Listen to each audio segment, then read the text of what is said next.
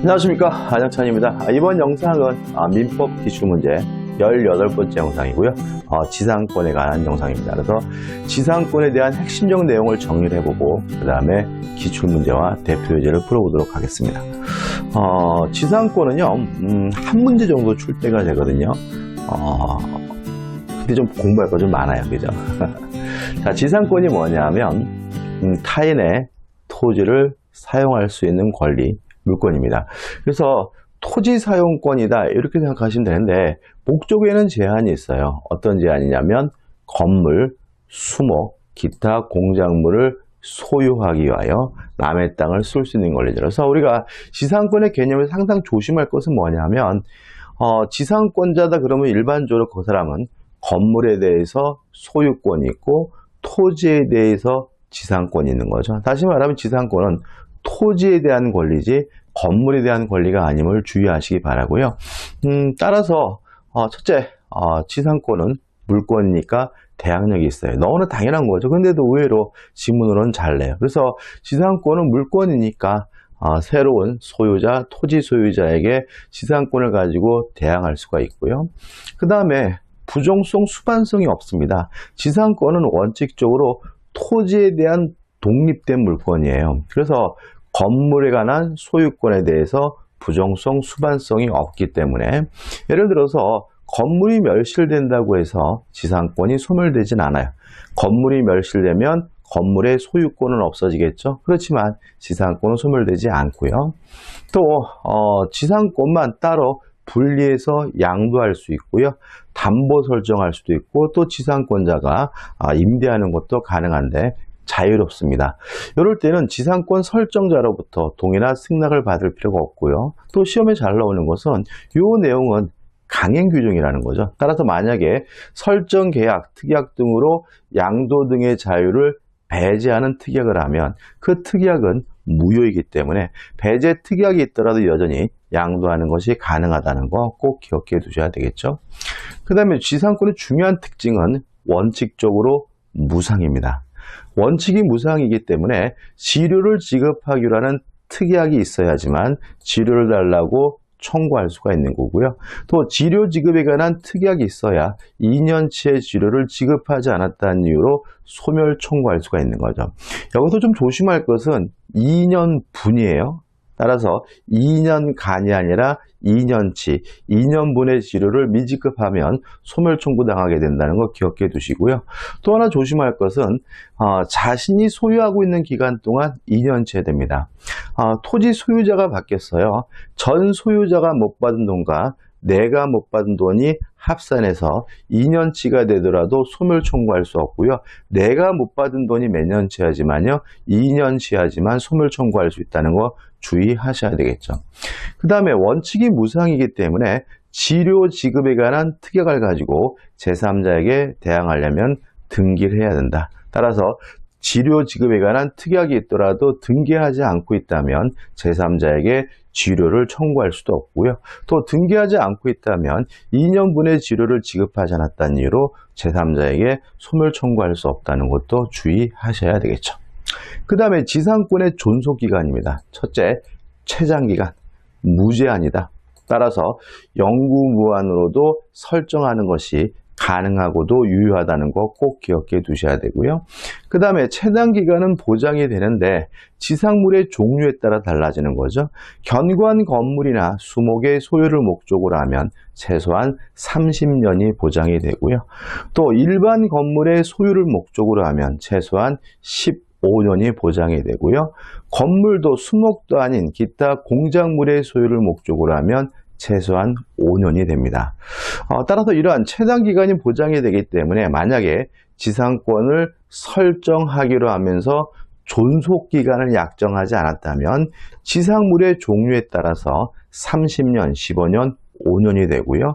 또 존속기간도 약정하지 않고 지상물의 종류도 정하지 않았다면 중간직인 15년이 된다는 것까지 기억해 두시면 되겠죠.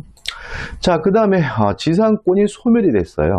소멸이 되면 원칙적으로 원상 회복해야 됩니다. 따라서 건물이 있으면 철거를 하고요. 수목이 있다면 수목을 제거해 줘야 되는 것이 원칙인데, 만약에 지상권 설정자가 봤더니 멀쩡한 건물을 때려 부시는 것이 아깝다라고 생각한다면 때려 부시니 나한테 팔라는 의미에서 지상물 매수를 청구할 수 있고요. 이러한 지상물 매수 청구권은 형성권이기 때문에 지상권자는 못 팔겠다, 정당한 이유가 없는 한 거부하지 못한다는 거 기억해 두셔야 되겠죠. 자, 근데 이게 원칙인데 항상 그러느냐? 아닐 수도 있다. 여러 가지 소멸 사유 중에서 존속기간의 만료로 소멸된 경우만은 원상 회복하지 않고요. 한 번 더 하자, 갱신을 청구할 수가 있는데, 그 갱신 청구에 대해서 거부당하면 이제 지상권자가 지상물 매수를 청구하게 되는 거죠. 따라서 지상권자가 지상물 매수를 청구하는 것은 원칙이 아니라 예외이기 때문에 요건이 필요한 거예요. 첫째, 존속기간의 만료로 소멸해야 된다. 왜요? 다른 사유로 소멸하게 되면 원상 회복해야 되는 거죠. 두 번째, 갱신 청구했다가 거부당해야지만 지상권자가 지상물 매수를 청구할 수 있고요. 이것도 형성권입니다. 따라서 지상권 설정자는 못 사겠다라고 뭐 할 수 없죠? 거부할 수 없다는 거 기억해 두시면 되겠죠. 그 다음에 특수지상권에서 구분지상권이죠. 자, 구분지상권이라는 것은 땅 속의 특정층, 공중, 지상의 특정층에다가 설정하는 토지 사용권을 우리가 구분지상권이라고 하는데, 이 구분지상권에 대해서는 두 가지를 잊지 않으시면 돼요. 첫째, 수목은 제외된다. 다시 말하면 수목의 소유를 목적으로 한 구분지상권은 존재할 수 없다는 거 꼭 기억해 두셔야 되고요. 두 번째 조심할 것은, 만약에 그 토지의 토지 소유자 위에 다른 권리자, 다른 지상권자, 전세권자나 저당권자 등이 있다면 다른 권리자, 전원의 동의가 있어야지만 구분지상권을 설정할 수 있다는 거 꼭 기억해 두셔야 되겠죠. 그 다음에 분묘기지권입니다. 자, 분묘기지권의 개념은 분묘를 소유하기 위해서 남의 땅을 쓸 수 있는 권리를 우리가 분묘기지권이라고 하는데요. 이 분묘기지권은 간섭법상 물권으로서 발생 원인이 필요합니다. 어떤 원인이 필요하냐면 토지 소유자로부터 승낙을 받든지, 아니면 20년 동안 점유했다는 이유로 취득 수요를 하든지, 또 만약에 임야를 거래하면서 분묘 처리에 관한 특약이 없든지, 아니면 분묘가 있는 임야를 경매받은 경우, 이런 넷 중에 한 가지 원인이 있고요. 어떠한 요건을 갖추게 되면 분묘기지권이 발생하게 되냐면 봉분이 있어야 되고 시신이 있어야 됩니다. 조심할 것은 분묘기지권은 관습법상 물권이기 때문에 등기 능력이 없습니다. 등기할 필요는 없다는 거 꼭 기억해 두시기 바랍니다. 그 다음에 효과죠. 자, 일단 분묘기지권이 인정되는 범위는 분묘 밑바닥 땅에만 인정되는 것이 아니라 분묘를 소유하기 위하여 필요한 범위에서 주변 공지까지 확장이 되고요. 또 어떤 형태든 합장할 수가 없습니다. 다시 말하면 단분 형태든 쌍분 형태든 합장할 수 없다는 거 기억해 두시고요. 또 원칙이 무상입니다. 그래서 예를 들어서 분묘기지권을 취득 수요했다 하더라도 원칙이 무상이니까 지료를 지급할 필요가 없고요.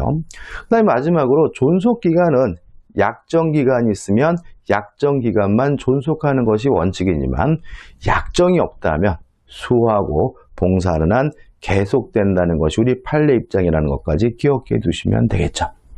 그 다음에 이제 법정지상권이죠. 자, 건물이 존재하고 있습니다. 또 건물과 토지 소유자가 같았거든요. 근데 이것이 만약에 일정한 사유로 건물과 토지 소유자가 달라지게 되면 이 건물 소유자는 법정 지상권을 취득하기 때문에 건물이 철거당하지 않아요. 그럼 여기서 우리가 법정 지상권이 발생하려면 건물이 있어야 되고, 건물과 토지소유자 원래는 같았는데 일정한 사유로 달라지게 되면 법정 지상권이 발생한다, 이런 얘기가 되는 거죠. 자, 일정한 사유로서 첫 번째, 전세권이 설정이 된 후 건물과 토지 소유자가 달라진 경우에는 법정 지상권이 발생합니다. 이거는 하나만 기억하시면 돼요. 전세권 설정자가 취득하는 거다. 지상권이라는 것은 건물 등을 소유하기 위해서 남의 땅을 쓸 수 있는 권리다 보니까 누가 갖는 거죠? 건물 등의 소유자. 따라서 법정지상권을 전세권자가 취득하는 것이 아니라 전세권 설정자가 취득하게 된다는 거 주의하셔야 되고요. 두 번째, 저당권 실행으로 토지와 건물의 소유자가 달라진 경우에 법정지상권이 발생하고요. 그 다음에 세 번째, 매매 기타 사유로 달라지는 경우거든요. 이렇게 매매 기타 사유로 달라지는 경우는 특별히 관습법상 법정지상권이라고 해요. 자, 그 다음에 추가될 요건은, 자, 건물이 있으면 됩니다. 그 건물은 무허가든 미등기든 뭐 상관이 없고요. 또 건물과 토지 소유자 같았어야 되는데 언제 같았어야 되느냐? 저당권의 경우에는 저당권 설정 시죠. 다시 말하면 저당권 설정 시 건물이 존재하고 저당권 설정 시 건물과 토지 소유자가 같았는데 저당권의 실행으로 달라지게 되면 법정지상권이 발생하는 거고요. 또 매매 기타 사유 관습법상 법정지상권은 언제 건물이 있고 언제 건물과 토지 소유가 같아야 되느냐? 매매 기타 사유가 있을 때 건물이 있고 건물과 토지 소유자가 같아야 되고요. 그 다음에 이제 관습법상 법정지상권에서 기타 사유인데 뭘 기억하는 거냐면 제외되는 거, 인정되지 않는 거를 기억해 두시는데, 첫째, 환지 처분으로 토지와 건물의 소유자가 달라지는 경우는 관습법상 법정지상권이 발생하지 않는다. 두 번째, 원인행위의 실효, 무효, 취소, 해제 등으로 토지와 건물의 소유자가 달라지는 경우에는 관습법상 법정지상권이 발생하지 않는다. 꼭 기억해 두셔야 되고, 그 다음에 세 번째, 토지가 공유인 경우입니다. 이게 예외가 있는데 예외까지는 안 내더라고요. 그래서 토지가 공유인 경우에는 관습법상 법정지상권이 발생하지 않는다. 이렇게 좀 기억하시면 되겠죠. 그 다음에 여러분들이 판례로서 따로 외워두셔야 될 판례는 두 가지입니다. 첫째, 건물과 대지가 함께 매매됐다. 이유까지 설명 안 드리겠죠. 자, 건물과 대지가 함께 매매된 경우에는 법정지상권이 발생하지 않는다. 관습법상 법정지상권도 발생하지 않고요. 저당권 실행에 의한 법정지상권도 발생하지 않는다. 이렇게 기억하는 거거든요. 자, 건물과 대지가 뭐라고요? 함께 매매됐다. 이런 얘기가 나오면, 그 다음에 두 번째 암기해야 될 판례는 건물과 대지의 공동저당 설정 후 건물을 철거하고 신축한 경우에는 법정지상권이 발생하지 않는다요. 자, 좀 설명을 드리면, 자, 저당권 설정 시 건물이 있으면 되잖아요. 따라서 저당권 설정 시 건물이 있었는데 나중에 철거되더라도 법정지상권이 원래는 발생하는 거예요. 원래는. 근데 만약에 건물과 대지의 공동저당이 설정된 후 건물이 철거되고 신축된 경우에는 법정지상권이 발생하지 않는다는 거, 이 두 가지 판례는 꼭 암기해 두시기 바랍니다. 외워두신 문제 풀 때 편합니다. 그다음 이제 마지막으로, 자, 한번 예를 들어 볼게요. 자, 토지가 있는데 을의 소유고 건물은 갑의 소유. 그래서 앞에서 말씀드린 요건을 갖추어서 갑이 만약에 토지에 대해서 법정지상권을 취득하고자 할 때는 등기할 필요가 없다. 왜냐하면 법률 규정에 의한 지상권이니까. 따라서 갑은 등기하지 않았더라도 이미 법정지상권이 있는 상태이므로 이 토지가 정에게 양도가 돼서 정이 새로운 토지 소유자라 하더라도 갑은 자신의 지상권을 가지고 정에게 뭐 할 수 있죠? 대항할 수 있다. 다시 말하면 법정지상권을 취득할 때는 등기할 필요도 없고요. 제3자에게 대항하기 위해서도 뭐 할 필요 없죠? 등기할 필요가 없는 거죠. 근데 문제는 갑이 이 건물을 을에게, 병에게 양도를 했어요. 그러면 병이 법정지상권을 취득하느냐? 취득할 수는 없다. 다시 말하면 갑이 취득할 때는 등기할 필요 없지만 취득한 지상권을 병에게 넘겨주려면 설정 등기 후 이전 등기해야 되기 때문에 병은 아직 지상권을 취득하지는 않는 거거든요. 그러면 건물을 철거해 줘야 되느냐? 그래도 건물을 병은 철거해 줄 필요가 없다. 왜냐하면 여전히 갑이 지상권을 계속 보유하고 있기 때문이죠. 따라서 병이 취득하지 못할 뿐이지 법정 지상권이 소멸되는 것은 아니기 때문에 이 병은 갑을 대의해서 을에게 설정을 해달라고 청구하는 것이 가능한 상태이기 때문에 건물을 철거해 줄 필요는 없고요. 다만 병은 사용이익을 부당이득으로 반환해 줘야 된다고 판시하고 있다는 것까지 꼭 기억해 두시기 바랍니다. 조금 양이 많은데 어차피 한 문제 정도 출제가 되는 거니까요. 이 정도 좀 정리하시기 바라고, 자, 요거 가지고 우리가 기출문제를 풀어보시면 충분히 문제를 풀 수 있다는 것을 아실 거예요. 자, 기출문제를 풀어보도록 하겠습니다. 자, 먼저 대표 사례제부터 풀어보죠. 자, 1번 보시면 다음 중 갑이 건물의 철거를 거절할 수 없는 경우죠. 만약에 법정지상권이 발생한다면 철거를 거절할 수 있겠죠. 따라서 이 문제는 법정지상권이 발생하지 않는 경우를 찾으라는 얘기죠. 1번, 갑 소유 토지 위에 저당권이 설정된 후 갑이 건물을 축조했어요. 그러면 저당권 설정 당시에 건물이 없었죠.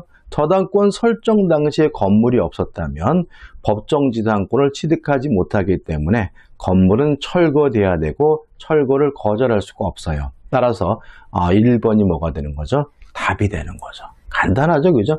저당권 설정 당시 건물이 있어야 된다.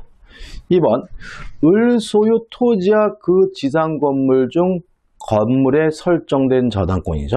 그러면 저당권 설정 당시 건물이 있었고 건물과 토지 소유자가 모두 을 같았네요.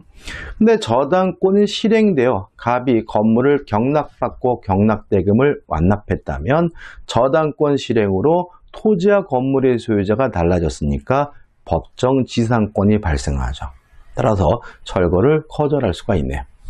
3번, 갑 소유 토지와 그 지상 건물 중 건물의 전세권이 설정된 후죠. 그러면 전세권 설정 당시 건물이 있었고 건물과 토지 소유자가 같았는데 을이 토지를 매수하여 이전 등기를 경유했다면 전세권이 설정된 후에 토지와 건물의 소유자가 달라졌으니까 전세권 설정자는 법정 지상권을 취득하고요. 따라서 건물에 대해서 철거를 거절할 수가 있겠네요.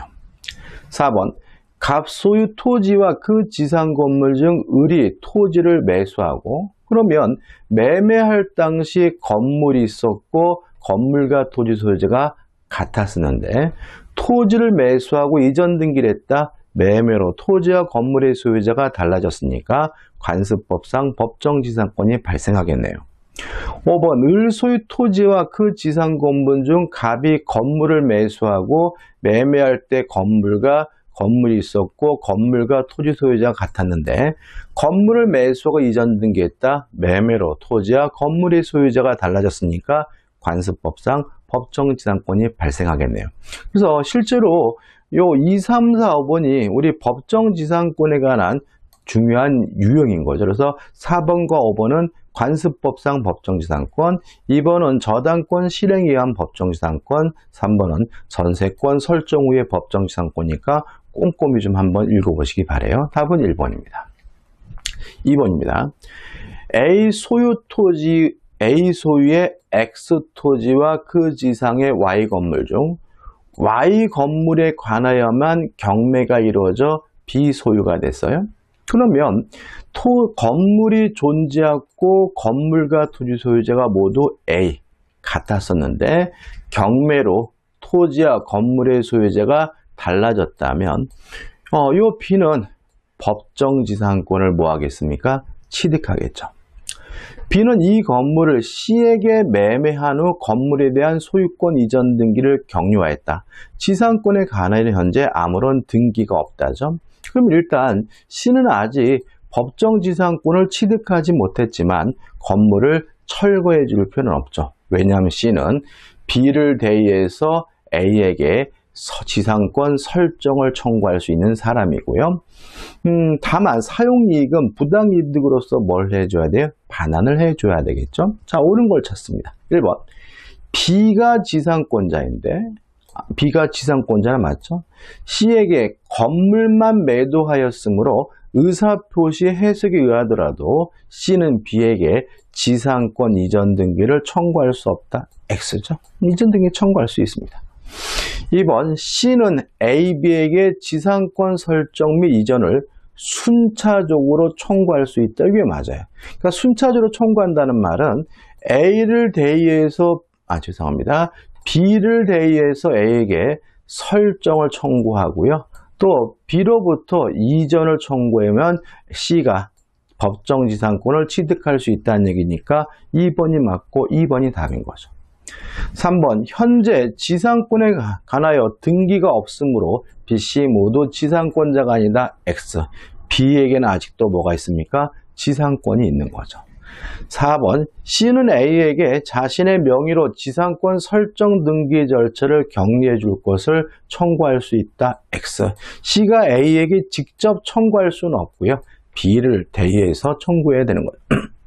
5번 C는 법정 지상권자이므로 X. 아직 C는 뭘 취득하지 못했습니까? 지상권을 취득하지 못했죠. 따라 옳은 것은 뭐죠? 2번이 되네요. 자, 기출문제 풀어보겠습니다. 일반적으로 한 문제 정도 출제가 되고요. 두 문제 출제된 해도 있어요. 그래서 한 9문제 정도만 풀어보면 최근 기출문제는 다 풀어보게 되거든요. 자, 지상권에 관한 설명으로 틀린 것은 지상권 설정의 목적이 된 건물이 전부 멸실하면 지상권은 소멸한다. X. 왜요? 지상권은 토지사용권, 토지에 대한 권리이므로 건물이 멸실돼서 없어지더라도 지상권은 뭐 되지 않아요? 소멸되지 않는 거죠. 답은 뭐죠? 1번이죠. 이것도 23회 기출 문제인데 알면 참 쉬운데 대단히 많이 틀렸어요. 2번 지상권이 설정된 토지를 양수한 자는 지상권자의 그 토지의 인도를 청구할 수 없다. 맞죠? 왜냐하면 지상권은 물권이고 절대권이니까 토지를 양수한 자, 새로운 토지 소유자에게 뭐 할 수 있어요? 대항할 수가 있는 거죠. 3번 환매 특약의 등기가 격려된 나대지예요. 그러면 이 환매 특약에 관한 등기가 격려될 당시 뭐가 없었죠? 건물이 없었죠. 건물이 존재하고 건물과 토지 소유자 같았다가 달라져야 법정 지상권이 발생하는데 나대지다. 건물이 없었어요. 따라서 소유자가 그 지상의 건물을 신축한 후 환매권이 행사되면 관습상의 법정 지상권은 설정할 수 없다. 성립하지 않는다. 맞는 지문이 되겠죠. 4번 법원이 결정한 지료의 지급을 2년 이상 지체한 경우 지금 이것도 일단은 무상인 거죠. 근데 법원이 지료를 결정했어요. 그러면 내야 되겠죠. 근데 2년분 이상 지체한 경우 토지 소유자는 법정 지상권의 소멸을 청구할 수 있다. 5 맞는 질문이죠. 그다음 5번인데 저당권이 설정된 나대지의 담보 가치 하락을 막기 위해 저당권자 명의의 지상권이죠. 이런 거 우리가 뭐라 그러냐면 담보지상권이라고 하고요. 담보지상권은 말 그대로 담보가치 하락을 막기 위해서 설정하는 거예요. 따라서 만약에 돈을 갚았다면 피담보 채권이 변제가 됐다면 저당권도 소멸되고 이 지상권도 당연히 소멸돼야 되거든요. 따라서 피담보 채권이 변제되어 저당권이 소멸하면 그 지상권도 소멸한다. 맞는 지문이 되겠죠. 답은 1번입니다. 2번입니다. 지상권에 관한 설명으로 틀린 것은 1번. 지료의 지급은 지상권의 성립 요건이 아니다. 맞죠? 왜요? 지상권은 원칙이 무상이니까요. 2번. 지상권에 기하여 토지에 부속된 공작물이죠. 그러면 권한이 있는 거잖아요. 따라서 토지에 부합하지 않는다. 맞는 질문이죠. 3번. 지상권자는 토지 소유자의 의사에 반하여 지상권을 타인에게 양도할 수 없다. X죠. 지상권은 자유롭게 양도할 수가 있고요.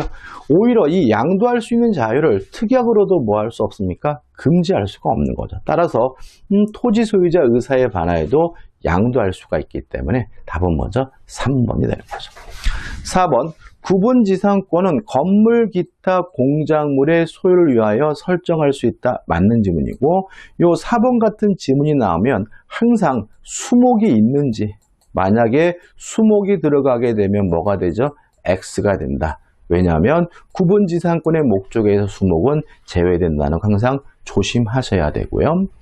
4번 저당권 설정자가 담보가치 하락을 막기 위해 저당권자에게 지상권을 설정해 준 경우 피담보 채권이 소멸하면 그 지상권도 소멸한다. 물론 뭐죠? 맞는 질문이죠. 답은 뭐죠? 3번이 되네요. 3번 문제입니다. 지상권에 관한 설명으로 틀린 것을 찾네요. 자, 지상권은요. 토지 사용권입니다. 또 건물 소유권과 별개에 걸린 거잖아요. 따라서 지상권 설정 계약 당시 건물 기타 공작물이 없더라도 지상권은 유효하게 성립할 수 있다. 5 맞는 질문이죠. 2번 지상권자는 토지 소유자의 의사에 반하여도 자유롭게 타인에게 지상권을 양도할 수 있다. 맞는 질문이고 이러한 자유는 특약으로도 뭐 할 수 없습니까? 배제할 수 없는 거죠. 3번 지상의 공간은 상하의 범위를 정하여 공작물을 소유하기 위한 지상권의 목적을 할 수 있다. 맞죠? 이런 지상권 우리가 뭐라 그래요? 구분지상권이라고 하고 공작물의 소유를 위한 구분지상권은 가능하기 때문에 3번은 맞는 질문이죠. 4번이 답인데 지상권이 저당권의 목적이 이게 무슨 말입니까? 요 저당권이 지상권에 설정이 되어 있다는 얘기거든요. 그러면 어떤 특징이 있냐면 지상권이 소멸하면 저당권도 뭐가 돼요? 소멸이 돼요. 그래서 어떤 규정이 있냐면 질의 연체를 이유로 한 지상권을 소멸 청구할 때는 저당권자에게 통지를 하라고 규정을 하고 있고요. 통지를 하면 즉시가 아니라 상당한 기간이 지나면 그 효력이 뭐가 되냐면 생긴다라고 규정을 두고 있거든요. 자, 법정 한번 읽어볼까요? 288조입니다.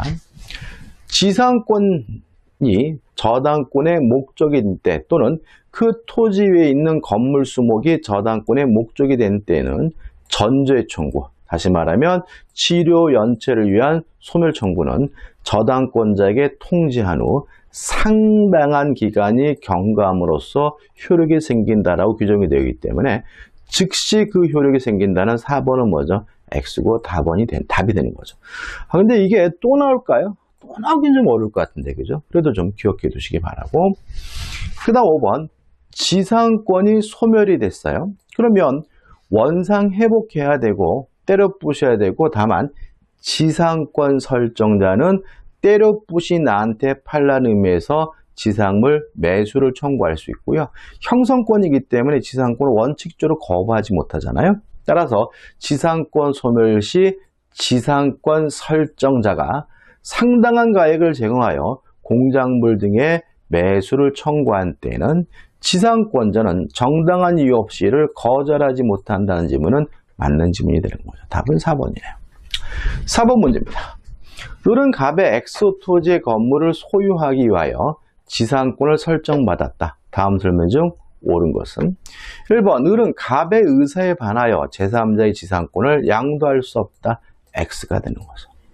2번 X 토지를 양수한 자, 지상권은 물권이니까 새로운 토지 소유자에게 대항할 수 있겠죠. 따라서 지상권의 존속 중에 을에게 지상권자에게 그 토지의 인도를 청구할 수 없다. 5 맞는 질문이죠. 다시 말하면 지상권자인 을은 자신의 지상권을 가지고 새로운 토지 소유자에게 뭐 할 수 있어요? 대항할 수 있으니까 새로운 토지 소유자는 을에게 인도를 청구할 수 없고요. 옳은 것은 2번이 되는 거죠. 이렇게도 쉽게 나옵니다. 근데 이것도 참 환장하는 것은 또 의외로 뭐죠? 잘 틀린다는 게 문제인 거죠. 3번. 을이 약정한 치료 후 1년 6개월분을 연체한 경우 갑은 지상권의 소멸을 청구할 수 있다. X. 1년 6개월이 아니라 몇 개월입니까? 2년분이 되는 거죠. 4번. 존속기간의 만료로 지상권이 소멸한 경우에요. 자, 왜 소멸했다고요? 존속기간의 만료죠. 존속기간의 만료로 소멸하게 되면 지상권자는 갱신을 청구할 수 있고 거부당하면 지상물의 매수를 청구할 수 있으니까 건물이 현저하더라도 을은 계약의 갱신을 청구할 수 없다는 지문은 X가 되는 거죠. 5번 지상권의 존속기간을 정하지 않았어요. 그러면 지상물의 종류에 따라서 존속기간이 결정이 되죠. 견고한 건물이나 수목의 소유를 목적으로 하면 30년, 일반 건물의 소유를 목적으로 하면 15년, 기타 공작물의 소유를 목적으로 하면 5년이니까 갑은 언제든지 지상권 소멸을 청구할 수 있다는 지문도 X가 되는 거죠. 자, 5번 문제입니다. 을소유 토지에 설정된 갑의 지상권에 관한 설명으로 틀린 거죠. 1번 갑은 그가 을의 토지에 신축한 X 건물의 소유권을 유보하여 지상권을 양도할 수 있다. 5점. 자, 제가 정리해드리면서 부정성, 수반성이 없다 그랬죠. 따라서 지상권은 건물의 소유권과 별개인 독립된 용익물권이니까 지상권만 따로 분리해서 양도하는 것이 가능하고요. 따라서 1번은 맞는 지문이죠. 2번 갑의 권리가 법정 지상권일 경우 지료에 관한 협의나 법원의 지료 결정이 없어요. 그럼 이것도 뭐가 원칙이에요? 무상이 원칙이니까 지료 줄 필요 없는 거죠. 을은 지료 연체를 주장하지 못한다. 맞는 지문인 거죠. 3번 지료를 연체한 갑이 병에게 지상권을 양도한 경우 을은 지료 약정이 등기된 때에만 연체 사실을 병에게 대항할 수 있다. 5 맞는 지문이죠. 원칙이 무상이기 때문에 지료 지급에 관한 약정을 가지고 제3자에게 대항하려면 뭐가 필요합니까? 등기가 필요한 거죠. 4번 을의 토지를 양수한 정은 갑의 을에 대한 지료 연체액을 합산하여 2년의 지료가 연체되면 지상권 소멸을 청구할 수 있다. X. 내가 소유하고 있는 기간 동안 2년분이어야 되는 거죠. 따라서 토지를 양수한 정이 못 받은 돈이 2년분이어야 소멸 청구할 수 있고요. 전 소유자인 을이 못 받은 돈과 내가 못 받은 돈이 합산해서 2년치가 되더라도 뭐 할 수는 없어요? 소멸 청구할 수는 없기 때문에 답은 4번이 되는 거죠.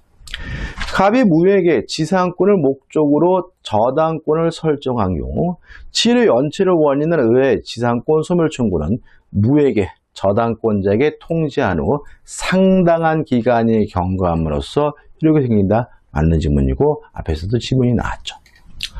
자, 6번입니다. 관습법상 법정지상권에 관한 설명으로 틀린 것은 1번 법정지상권을 양도하기 위해서는 등기하여야 한다. 자, 법정지상권을 취득할 때는 등기할 필요 없지만 취득한 법정지상권을 양도하려면 등기해야 되니까 1번은 맞는 지문이죠. 2번 법정지상권자는 그 지상권을 등기하여야 지상권을 취득할 당시에 토지 소유자로부터 토지를 양수한 제3자에게 대항할 수 있다. X죠. 법정지상권은 법률 규정에 의한 지상권이니까 취득하기 위하여 뭐 할 필요 없죠? 등기할 필요가 없고요. 등기하지 않았더라도 새로운 토지 소유자에게 대항하는 것이 가능하기 때문에 2번이 X고 2번이 답인 거죠. 3번 법정지상권자는 건물의 유지, 사용에 필요한 범위에서 지상권이 성립된 토지를 자유로이 사용할 수가 있고요. 4번 지료에 관하여 토지 소유자와 협의가 이루어지지 않으면 당사자의 청구에 의해 법원이 이를 정할 수 있으니까 4번도 맞는 지문이 되고요. 5번 동일인 소유의 건물과 토지가 매매로 인하여 서로 소유자가 다르게 됐어요. 그러면 관습법상 법정지상권이 발생하게 되는데 안 되는 경우가 있습니다. 당사자가 그 건물을 철거하기로 합의했다면 관습법상 법정지상권 성립하지 않는다. 맞는 지문이고 이거 하나 좀 추가로 기억해 두셔야 되겠네요. 답은 2번이죠. 7번입니다. 갑은 자신의 토지와 그 지상 건물 중 건물만을 을에게 매도하고 건물 철거 등의 약정 없이 건물의 소유권 이전을 해 주었다. 그러면 을은 관습법상 법정지상권을 등기 없이 취득하겠죠. 을은 이 건물을 다시 병에게 매도하고 소유권 이전들을 마쳤다. 다만 이 건물의 양수인인 병은 아직 법정지상권을 뭐 하지 않아요? 취득하지 못했죠. 자, 앞에서 제가 정리할 때 사례를 말씀드린 거죠. 1번 을은 관습법상 법정지상권을 등기 없이 취득합니다. 2번, 갑은 병에게 토지 사용에 대한 부당이득 반환을 청구할 수 있다. 맞죠? 다시 말하면 병은 건물을 철거당하진 않지만 그 사용이익은 부당이득으로서 반환해 줘야 된다는 것이 우리 판례 입장이잖아요. 3번, 갑이 정에게 토지를 양도한 경우 을은 정에게 관습상의 법정지상권을 주장할 수 없다. X. 을은 등기 없이 법정지상권을 취득했고요. 이러한 등기 없이 취득한 이 법정지상권을 가지고 새로운 토지 소유자 정에게 대항하는 것이 가능하기 때문에 답은 뭐죠? 3번이 되는 거죠. 4번, 병은 건물 철거해 줄 필요 없죠. 갑의 병에 대한 건물의 철거 및 토지 인도 청구는 신의성실의 원칙상 허용될 수 없다. 맞는 질문이고요. 5번, 만약 병이 경매에 의하여 건물의 소유권을 취득한 경우, 이거 좀 달라집니다. 자, 이게 무슨 말이냐면, 땅이 갑의 꽃, 맞나요? 토지 소유자 갑이죠. 그죠? 갑이 것이고, 건물이 을의 것이고, 을이 토지에 대해서 뭐가 있습니까? 법정 지상권이 있는 상태잖아요. 이 상태에서 만약에 건물에 저당권이 설정이 되면, 저당권의 효력은 건물의 소유권뿐만 아니라 토지 사용권인 지상권에도 미쳐요. 따라서 저당권이 실행이 돼서 경매가 이루어지게 되면 경락인은 건물의 소유권뿐만 아니라 토지 사용권인 지상권도 함께 취득하게 되거든요. 따라서 5번, 만약 병이 경매에 의하여 건물의 소유권을 취득한 경우라면 특별한 사정이 없는 한 병은 등기 없이도 토지 사용권인 간습상의 법정지상권을 취득한다는 질문은 맞는 질문이 되는 거죠. 8번입니다. 법정지상권에 관한 설명으로 옳은 거죠. 자, 일단 법정지상권에 관한 민법 규정은 강행 규정입니다. 따라서 저당 목적물인 토지에 대하여 법정지상권을 배제하는 저당권 설정 당사자 사이의 약정은 효력이 없다. 맞는 질문이고 답은 1번이 된 거죠. 다시 말하면 법정지상권에 관한 민법 규정은 강행 규정이니까 특약으로도 뭐 할 수 없죠? 배제할 수 없고 배제하기로 한 특약은 무효인 거죠. 2번, 법정지상권자가 지상건물을 제3자에 양도했어요. 그러면 자기 앞으로 등기를 해야 비로소 제3자는 지상권을 취득하기 때문에 제3자는 그 건물과 함께 법정지상권을 당연히 취득한다는 질문은 X가 되고요. 3번, 법정지상권이 있는 건물을 양수한 사람은 지상권 등기를 마쳐야 양도인의 지상권 갱신 청구권을 대의 행사할 수 있다? 이거는 아니죠. 그러니까 지상권 등기를 마쳐야 비로소 지상권을 취득할 수 있는 거고요. 만약에 지상권 등기를 마치지 않아서 지상권이 없는 상태라면 양도인의 권리를 대위 행사해야 되니까 3번은 X가 됩니다. 다시 말하면 이미 건물의 양수인이 지상권이 있다면 굳이 대위할 필요 없이 바로바로 하는 거잖아요. 그죠? 지상권이 없으니까 전 소유자를 뭐 하는 거예요? 대위하는 거거든요. 그래서 등기해야 대위할 수 있다는 질문은 X다 이런 얘기죠. 4번, 토지 또는 그 지상 건물이 경매된 경우 매각대금 완납시를 기준으로 하여 토지와 건물의 동일인 소유 여부를 판단한다. X죠. 자, 만약에 저당권 실행에 의한 법정지상권이라면 토지와 건물을 언제 같아야 됩니까? 저당권 설정 시점. 매각대금 완납시가 아닌 거죠. 또 매매 기타 사유로 달라진 경우라면 매매 기타 사유가 있을 때이죠. 다시 말하면 저당권 설정 시 건물이 있고 건물과 토지 소유자 같아야 되는 것이지 경락인이 경락대금을 완납했을 때가 아니기 때문에 4번은 뭐죠? X가 되는 거죠. 5번, 건물을 위한 법정지상권이 성립된 경우 그 건물에 대한 저당권이죠. 그럼 이 저당권이 어디에도 미칩니까? 지상권에도 미칩니까? 저당권이 실행되면 경락인은 등기해야 법정지상권을 취득한다는 질문은 X죠. 저당권 효력이 지상권에도 미치므로 경락인은 등기 없이 지상권을 취득하게 됩니다. 따라서 이 문제의 답은 옳은 질문은 1번이죠. 자, 9번. 이게 마지막 문제입니다. 분묘기지권 문제죠. 제사주재자인 장남갑이죠. 자, 이런 말이 왜 나오냐면 분묘기지권은 분묘를 소유하기 위하여 남의 땅을 쓸 수 있는 권리죠. 따라서 분묘기지권을 가질 수 있는 사람은 분묘의 소유자인데 분묘의 소유자는 제사주재자인 장남, 종손이라는 것이 우리 판례 입장에 때 이런 말이 나오고요. 1985년 의뢰 토지의 허락 없이 부친의 묘를 봉분 형태로 설치했어요. 그러면 무단으로 묘를 설치했기 때문에 분묘기지권은 갖지 못하고요. 다만 20년이 지나게 되면 분묘기지권을 뭐 할 수 있습니까? 취득시효할 수 있는 거죠. 그러면 85년부터 20년이면 몇 년입니까? 2005년이죠. 2005년 분묘기지권을 취득시효했네요. 설치한 이래 2010년 현재까지 평온공연하게 분묘의 기지를 점유하여 분묘 수화 봉사를 계속하고 있다. 다음 설명 중 옳은 거죠. 기지라는 말은 밑바닥 땅이라는 뜻입니다. 1번 을은 갑에게 분묘 이장을 청구할 수 있다. X. 갑은 2005년도에 분묘기지권을 취득시효했기 때문에 이장을 해달라고 청구할 수가 없는 거죠. 2번 갑은 을에게 분묘기지에 대한 소유권 이전 등기를 청구할 수 있다. X. 자, 갑의 점유는요 명백히 타주 점유입니다.